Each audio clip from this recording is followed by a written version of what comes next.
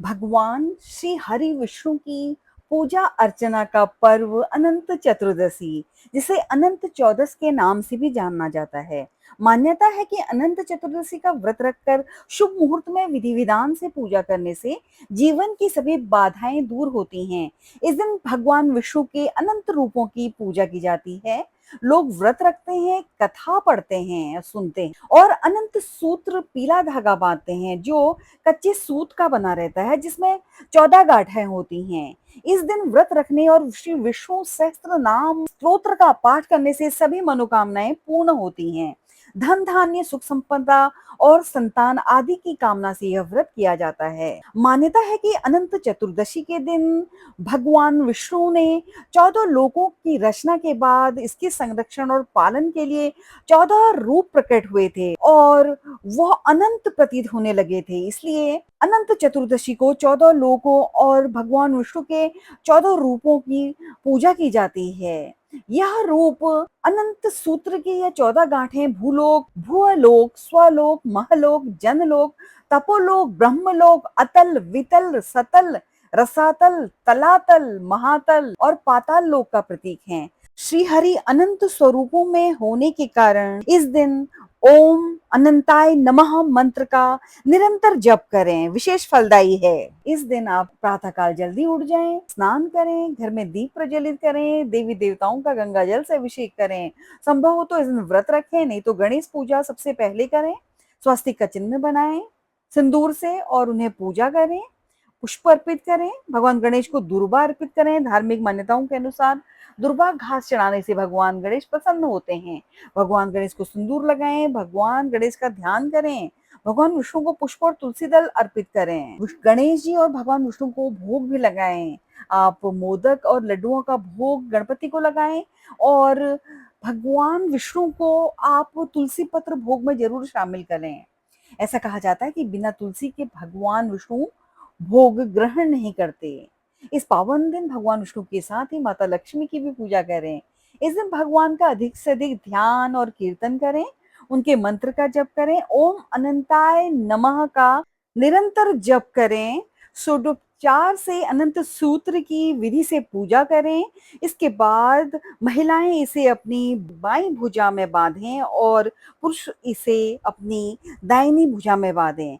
अनंत सूत्र का मंत्र है, अनंत सागर महासमुद्रे मग्नान संयुद्धर वासुदेव अनंत रूपे विनियोजितात्मा अनंत रूपाय नमोस्तुते। पूजा पाठ के बाद ब्राह्मण को भोजन कराएं और सब परिवार प्रसाद ग्रहण करें।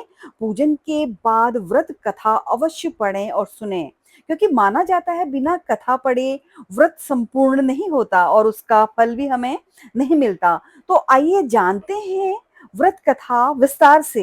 एक बार महाराज युधिष्ठिर ने राजसूय यज्ञ किया। उस समय यज्ञ मंडप का निर्माण सुंदर तो था ही, अद्भुत भी था। यह यज्ञ मंडप इतना मनोरम था कि जल व थल की भिन्नता प्रतीत ही नहीं होती थी।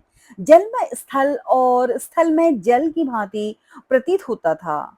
बहुत सावधानी करने पर भी बहुत से व्यक्ति उस अद्भुत मंडप में धोखा खा चुके थे। एक बार कहीं से टहलते टहलते दुर्योधन भी उस मंडप यज्ञ मंडप में आ गया और एक तालाब को स्थल समझ उसमें गिर गया। द्रौपदी ने यह देखकर अंधों की संतान अंधी कहकर उनका उपहास किया। इससे दुर्योधन बहुत चिढ़ गया।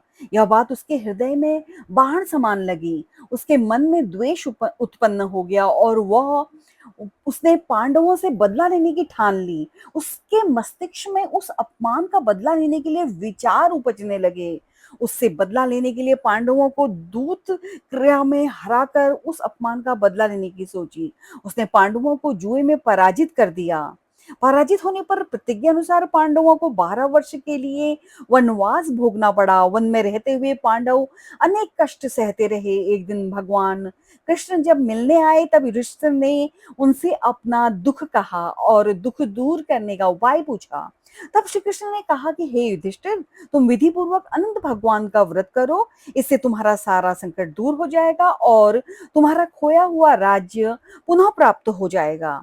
इस संदर्भ में श्री कृष्ण ने उन्हें एक कथा सुनाई। प्राचीन काल में सुमंत नाम का एक नेक तपस्वी ब्राह्मण था। उसकी पत्नी का नाम दीक्षा था। उसकी एक परम सुंदरी धर्मपरायण तथा ज्योतिर्मयी कन्या थी जिसका नाम सुशीला था। सुशीला जब बड़ी हुई तो उसकी माता दीक्षा की मृत्यु हो गई। पत्नी के मरने के बाद सुमंत ने कर्कशा नामक स्त्री से दूसरा विवाह कर लिया। सुशीला का विवाह ब्राह्मण सुमंत ने कौंडिन्य ऋषि के साथ कर दिया। विदाई में कुछ देने की बात पर कर्कशा ने दामाद को कुछ ईंटें और पत्थरों के टुकड़े बांध कर दे दिए। कौंडिन्य ऋषि दुखी हो अपनी पत्नी को लेकर अपने आश्रम की ओर चल दिए, परंतु रास्ते में ही रात हो गई। वे नदी तट पर संध्या करने लगे। सुशीला ने देखा वहां पर बहुत सी स्त्रियां सुंदर वस्त्र धारण कर किसी देवता की पूजा कर रही थी। सुशीला के पूछने पर उन्होंने विधि पूर्वक अनंत व्रत की महत्ता बताई। सुशीला ने वहीं उस व्रत का अनुष्ठान किया और 14 गांठों वाला डोरा हाथ में बांधकर ऋषि कौंडिन्य के पास आ गई। कौंडिन्य ने सुशीला से डोरे के बारे में पूछा तो उसने सारी बात बता दी। उन्होंने डोरे को तोड़कर अग्नि में डाल दिया। इससे भगवान अनंत जी का अपमान हुआ। परिणामतः ऋषि कौंडिन्य दुखी रहने लगे। उनकी सारी संपत्ति नष्ट हो गई। इस दरिद्रता का उन्होंने अपनी पत्नी से कारण पूछा तो सुशीला ने अनंत भगवान का डोरा जलाने की बात कही। पश्चाताप करते हुए ऋषि कौंडिन्य अनंत डोरी की प्राप्ति के लिए वन में चले गए। वन में कई दिनों तक भटकते भटकते निराश होकर एक दिन भूमि पर गिर पड़े। जब अनंत भगवान प्रकट होकर बोले कि हे कौंडिन्य, तुमने मेरा तिरस्कार किया था, उसी से तुम्हें इतना कष्ट भोगना पड़ा। तुम दुखी हुए, अब तुमने पश्चाताप किया है तो मैं तुमसे प्रसन्न हूँ। अब तुम घर जाकर विधि पूर्वक अनंत व्रत करो।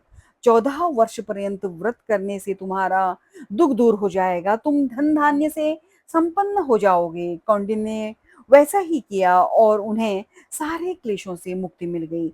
श्री कृष्ण की आज्ञा से युधिष्ठिर ने भी अनंत भगवान का व्रत किया और उसके प्रभाव से पांडव महाभारत के युद्ध में विजयी हुए तथा चिरकाल तक राज्य करते रहे। आप सभी को अनंत चौदस की हार्दिक शुभकामनाएं। इस दिन 10 दिवसीय गणेश उत्सव का समापन भी होता है जब गणपति बापा की मूर्ति का विसर्जन किया जाता है। इस दिन आप पर्यावरण को ध्यान में रखते हुए गणपति का विसर्जन शुभ समय पर करें। ध्यान रहे गणपति की मूर्ति का और पूजा की सामग्री का अपमान न हो, वह अच्छे से विसर्जित करें। आप सभी के जीवन में सुख शांति बनी रहे। गणपति बाप्पा आपको आशीर्वाद दें और विष्णु और लक्ष्मी का आशीर्वाद भी बना रहे। ओम नमो भगवते वासुदेवाय। धन्यवाद।